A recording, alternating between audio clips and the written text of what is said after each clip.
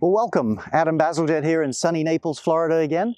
Two-time PGA Teacher of the Year award winner down here. I want to talk to you today about how to stop chunking your golf chips, how you chunk those shots and how you can fix it. Stay tuned. Okay, first thing is there's a little difference. We're going to give you two ideas here that are critical to this subject. First thing is there's a little difference between chunking, that's kind of taking a heavy steep divot and sort of stubbing the ball, and just drop kicking a bit behind it. We're really dealing with chunking, but we'll touch on the other one, the scuffing, here in just a moment. So here's the two things you've got to know if you're going to stop chunking your golf chips. Number one, you have to create an angle of attack. You see how this club is just brushing the ground there? This is a pitching wedge that scuffs the ground. Now, obviously, the more you cock your wrists and the more up the club comes, the more it will dig into the ground. Let me encourage you in something here. A lot of this is feel, and you can do it. Let me explain this. If you're standing here, let's say on the bank, and there's let's say a frozen pond with a very thin sheet of ice, you would be able to figure out how much it takes to crack the ice versus how much it would take to just brush off the ice. That's a fine-tuned thing, and it isn't so much swing thoughts as it's feel. That's how you got to play golf, particularly in chipping. You got to have a little of that feel. It isn't difficult. You can do it. So how do you practice it? You stand there, and you just make little brush marks. Again, my wrists aren't stiff, but I'm not cocking them a lot.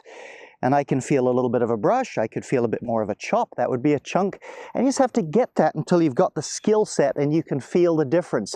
You'll see great players do this when they play golf on the TV. If they're chipping near the green, because lies can be a little bit different, they'll almost always take multiple practice strokes getting ready for it.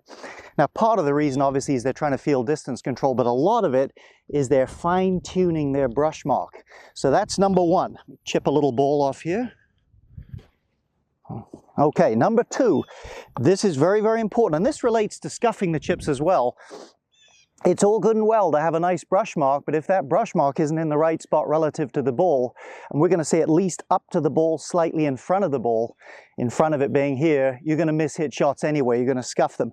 Another thing that happens mentally or subconsciously, if you like, if you scuff the ground back here a little bit, you won't do that for long. Your subconscious will try to solve it and either jerk the club forward to get to the ball, or it might even add some steepness to get to the ball. So you've got to make sure your absolute most effortless brush mark happens in a relationship to the ball that's a good one. And here's the key.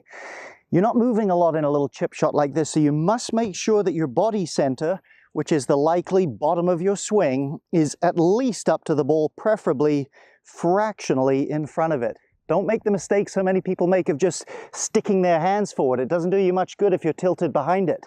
So drop something from your shirt buttons and practice setting up till you feel like that's in front of it.